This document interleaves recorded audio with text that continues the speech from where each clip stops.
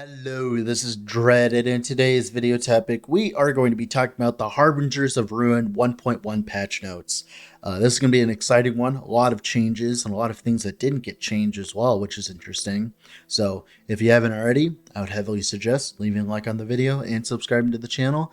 But other than that, relax, get a cup of coffee. This is going to be a while. We're going to talk about this stuff and listen to some music.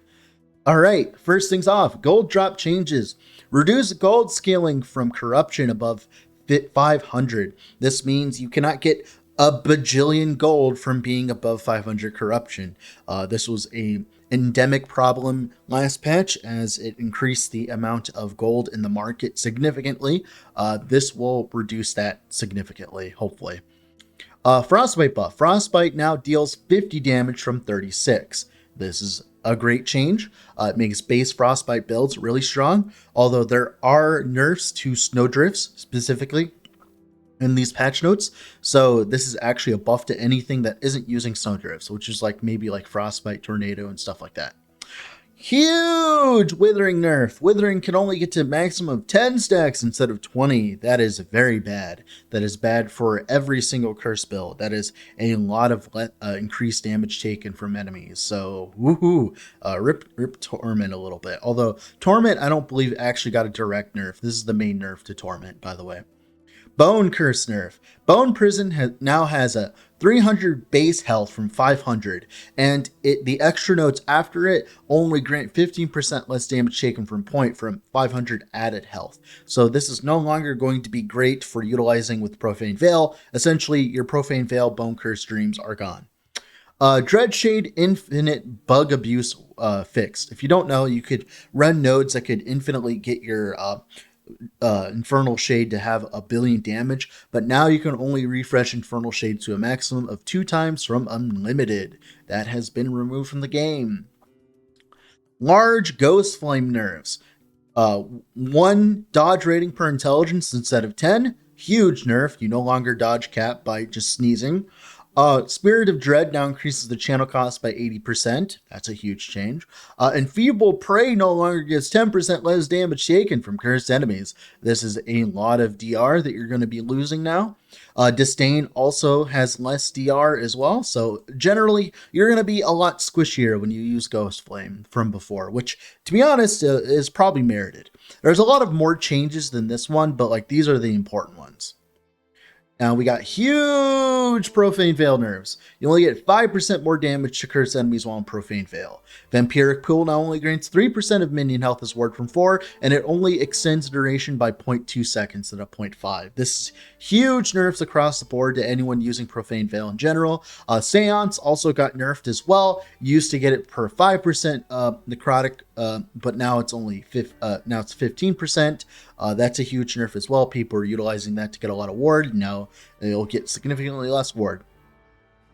Who cares about that? The freaking X thing. Reaper form buff.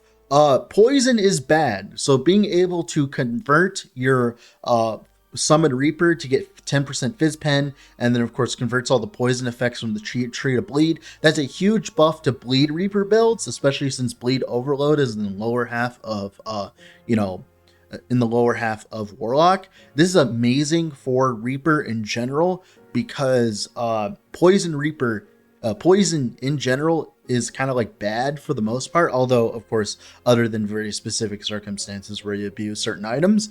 But like bleed is generically for most builds better than poison, other than like coal lich or whatever. Huge focus buff. The burst of mana and ward that occurs after channeling for 1 second also applies to 10% of missing mana. That's really cool. That's a lot of extra missing mana. That's just a nice little boost. Really good when you're stacking mana. Frostclaw, Gift of Winter's chance for 12 mana on cast now only occurs on direct cast, which we all assumed it worked that way, but it didn't. Lots of mana reductions across the board to like all the jumps, so Frostclaw should still be completely fine and viable for the most part. Closed Circuit. Closed Circuit buff no longer stacks and now grants 20% increased damage and 50% increased critical strike chance. This huge nerf. Absolutely gigantic nerf. This was the main reason to self-cast Lightning Blast, and it is gone. The only time you're self-casting Lightning Blast now that is not chaining is going to be when you're, like, I don't know, actually, to be honest. This is a huge nerf. It's a rip to all the Spark Charge Lightning Blast stuff. Huge nerf. Rip. Closed Circuit is indeed gutted. Runic Invocation. Ray 1's Frostguard no longer grants 30% damage reduction. You will now have a reason to play other masteries. Pog. Maelstrom. Cyclone now grants you 1% more global physical damage per second Maelstrom on you. This is a huge buff. That 5% increase wasn't really that much, but 1% more is great because you can get up to like 20 to 30 Maelstroms, which is 30% more damage for physical stuff. So crit, fizz, bleed, stuff like that. That'll be great.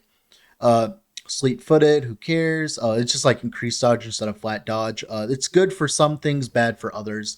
Surf and Strike buff! Holy shit, Surf and Strike is actually playable. Oh my god. It now gives 1% more Surf and Venom per poison from none, and 1% more Surf and Venom per frostbite from none, and 1%, and then now, so the way it works now is you get 1% generically, and then 2% when they're at high health. Oh my god, this makes it so much more viable. Surf and Strike might actually be playable next patch. Hallelujah. You won't have to do like the stupid cheese thing to play Surf and Strike. Surf and Venom might actually be viable next patch. Thunder Totem has been reworked inside Storm Totem. If you have at least 3 other totems and up to 5 are consumed instead of Thorn Totem, you get 20% more damage, duration, and size. This is insane for multiple different reasons. The first reason is it's just a huge buff to Storm Totem in general. That's 100% more damage, and that's 100% more duration. That's important because the old ways of playing Storm Totem, where you use Upheaval, guess what?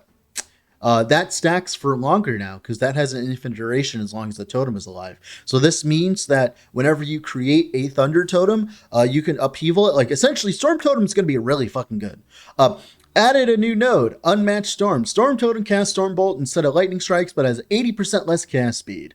I have no idea if this is good. If they slapped an 80% less cast speed modifier on it, that means that it might be good. Who knows? If they need to slap on such a big modifier to it, maybe it's fine. Who knows? It does benefit from your Gathering Storm tree. I'm kind of surprised it took this long to do this, but like, interesting. All right, next. Center Strike got buffs across the board in general. I'm not going to go into detail, but essentially there's going to be actual more damage modifiers in the tree in general. And the Infernal Flask might actually be good because you go to a 50% chance. 50% chance to create a Volatile Flask. It'll still be bad, but it won't be nearly as bad. Dancing Strikes, huge buffs for Dancing Strikes. So hitting blades now grants 50% chance to use Shadow Cascade on first strike. This means that you can actually play Shadow Cascade Dancing Strikes in an actual build and not hate yourself. You can also go to 2 points as well, so you get a 100% chance. This makes Shadow Cascade Dancing Strikes not a meme. You can actually play it now and get the less damage taken while moving, and you also get less damage taken while in the area for you and your allies, and it's doubled for yourself. So it's only 5% less for, it's 4% less per point, but then it's a bunch of global more damage. So, and as you can see here, they are embracing Dancing Strikes, becoming the buff stick of the class. Rhythm now grants 3% global more damage per rhythm stack from 10% increase. So it's 3% more global, and then this is also additive with Perfect Choreography, which gives 5% more. So you can actually get 8% more. So this is a huge buff. Dancing Strikes, Shadow Cascade might literally be a build now. Pog. Huge DA fixes. Essentially, everything that you were doing to get insane damage with Detonating Arrow has been removed. You now have to actually play the video game. Multi-shot. Pincushion's effect have been replaced. This is just 30% physical penetration in Multi-shot's tree. I checked. It's really good. 120% effectiveness so it's 20% more damage. Efficient draw is actually buffed as well. It went from 3 points for 10% to 4 points, so it's 48% mana efficiency. That's a big change. Repeater now gives you global more damage, but it's like overall less arrows, but more global damage. There's a lot of other changes, but those are like the most important ones. Cacophony Blades. Cacophony Steel Blade Storms now receive 40% less chance to inflict Shadow Daggers from lethal darkness. This means when you have the spinny blade, they inflict less Shadow Daggers, but it's fine because the explosions were not touched, so you can just still play the build. Also, as well, Blade Dancer got buffed where you get 50% more Shadow Dagger damage against bosses, so this essentially like fixes this buff. It's actually a buff overall for Blade Dancers. It is a nerf to Falconers that were using this. Forward Strike, temper, essentially gigantic Forward Strike buffs across the board. This note here, 20% less attack speed and 50% more physical damage when directly used. This is insane for the Javelin one punch hit Forward Strike builds. This might actually make them viable with the one weapon, the entropy of the entropy, the stupid gaze, the horizon, whatever, the hammer, the stupid hammer. And then we also get 4% more damage recently if you use Forge Strike recently, which is cool. That's great as well. It makes Forge Strike spam might actually be good. Consecrated Ground, essentially they're nerfing Pious Offering, but they're buffing the Consecrated Ground. This is a huge nerf to any crit hit judgment build. Huge nerf to any crit hit judgment build, but it is a huge buff to anyone that was not using Pious Offering to get 1 billion damage for Consecrated Ground. This is actually really good for a specific build that I played recently, which is cool. Manifest Armor, the Whirlwind ability now has a 300% added damage effectiveness from 60% as a 4-second cooldown. Amazing change. Well, Manifest Armor might be able to be playable as a clear skill now with this change. That is huge. Rive, Flame Drinker now has a maximum stacks of 20, ripped to anyone that was abusing Rive. Smite, the keen affix for adorned idols now grant 10 to 25% chance to trigger Smite on throwing hits from 4 to 9. It has a trigger limit of up to 10 times per second. This is an interesting one. It means that you need less idols to cap, but your cap is much lower in theory. I think this is an overall nerf to the build, to anyone using like hammer throw and stuff like that. But I don't know. I think it's a nerf. I'm pretty sure this is a nerf because you can only get 10 times per 2 seconds. That's 5 per second. That's significantly worse than you were able to get back in the day, I believe. Yeah, that's definitely way worse. So like this build is kind of just dead in the water, I think, for the most part. It's way more consistent, but it's way less good. Spellblade buff. Volka's Razor now grants 3% more elemental damage with high cost melee skills, and it's 18% more damage, so that's great. You got a plenty of percent increase, so that's great. You can actually grab points here. I think it's a 32% chance against Frost Claw and melee hit now.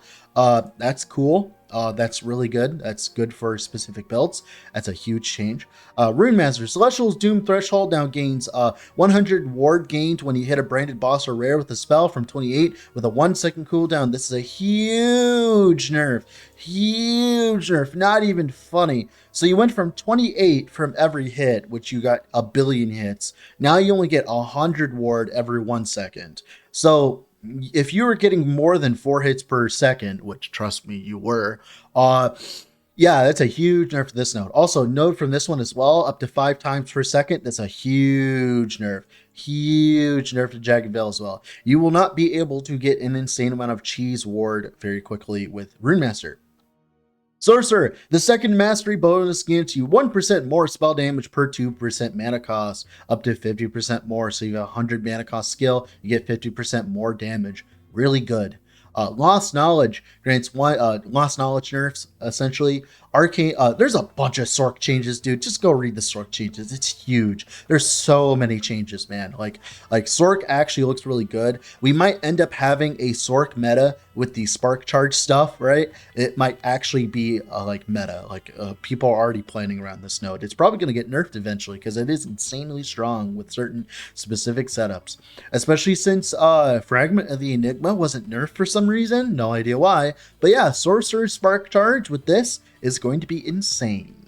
Primalist, Berserk has been renamed to Cornered Beast, and it now lasts for 5 seconds after it triggers when you go to low life. This is a huge quality of life buff to anyone playing actual low life Primalist. Huge buffs to that. Speaking of huge nerfs, though, Aspect of the Boar got like the 15% chance to the chance to apply Aspect of the Boar on melee hit, and the less damage taken for Aspect of the Boar has been moved up the Primalist tree. The Beastmaster tax no longer exists, boys. You are going to be tanky as a Beastmaster. Beastmaster actually has a reason to exist now.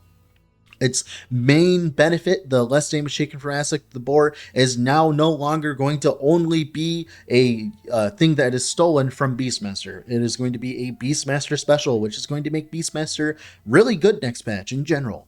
Add a new note here. It's a bunch of health regen based on strength. It's really good. Really good. Like a bunch of flat health regen as well.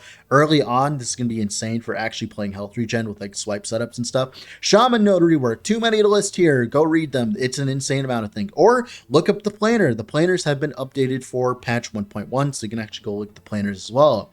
Blade Dancer. Sky Synthesis now has 50% more Shadow Dagger damage to bosses, rares, and rares. Huge change. Huge buff to Blade Dancer for Shadow Daggers. Shadow Daggers are our king and savior. They will stay forever. Death's Door no longer gives you this was changed after at the end, but it no longer gives you base crit. Death's Door no longer gives you base crit, but it also it has the same clause that the Beastmaster node has, or the Primalist one, where you get the buff for 5 seconds after. That's amazing. Marksman Ethereal Arrows, you get 10% increased mana cost for your bow. 10% of its bow mana cost as more damage per point. That is insane if it's 10 points. So that means if you have 100 mana cost, you have 100% more damage. If you have 50 mana cost, 50% more damage. That is amazing because Marksman got plenty of increased damage, so this actually helps immensely. Sentinel, Time and Faith now restores 2% of missing health per point. That is insane. That is insanely strong. So it's 10% of missing health every single time you use it instead of 5 health. That is so much more useful. Holy shit, this is so much more useful. It makes these auto attack stuff like so much better. Forge Guard, too many lists here. Apparently, Forge Guard got a lot more love than we were expecting. I'll have to do a review when we get there. Void Knight, the first mastery bonus now grants 1% more melee void damage per 3 vitality. Increased 75%. This is a nerf for early on, and it is a buff for later, in theory. It's hard to quantitate. Late game, it is a buff because you had plenty of percent damage as a Void Knight. It is a nerf to early on, which is weird, but it's okay because we're all just going to level as Hammer Throw anyways. So this didn't matter, but still interesting. Health regen flat is removed from boots and added to amulets. This means if you're playing a health regen Primalist, you can have that double HP boots and not have to worry about it. You can also no longer get increased health regen on boots and amulets. This just means that you actually get access to your boots for health again as a Primalist, which is great, and health regen builds in general. That's a huge buff, by the way, in general. That's just a huge buff because it means that you get the double health on your boots now, and you can get a health roll and a health regen roll on your amulet.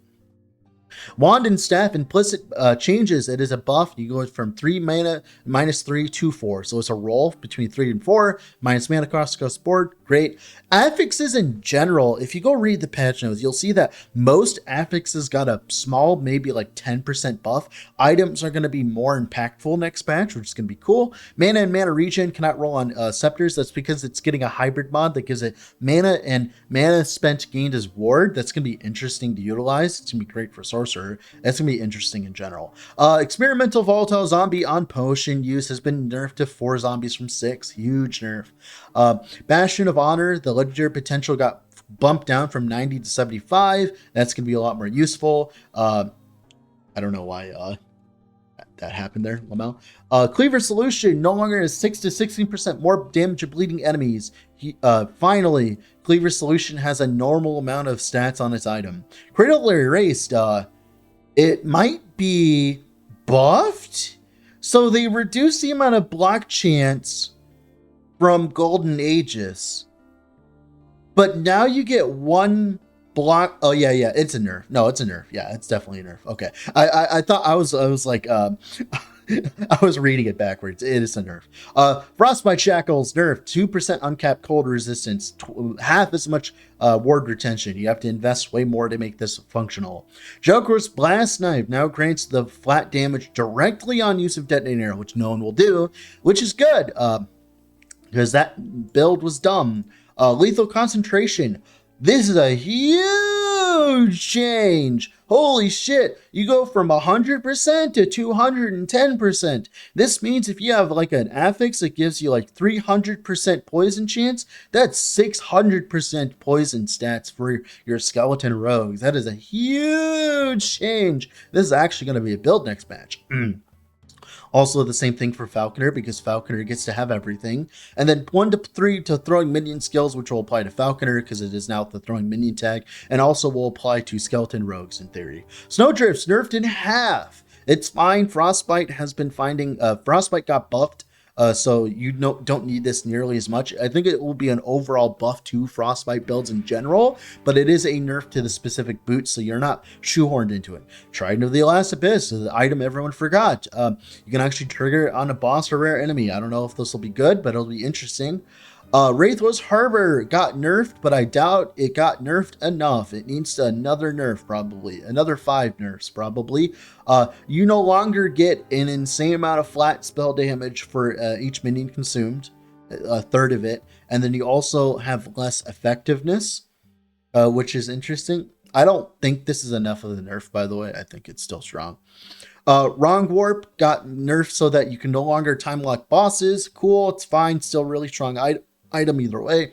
Mob changes. Holy Meteor from Osprey's Light Mages reduced from 30 to 12. You can no longer get off screen by these little shits. Oh my god, this is so good. This is so good. And then the Death Sword node that I talked about earlier. That's going to be it for the patch notes. There's a lot more in it. There's the Forge Guard changes, the Shaman changes. There's a lot more changes that I didn't list here, but this is like just supposed to be a TLDR of the most important changes coming into Harbingers of Rune.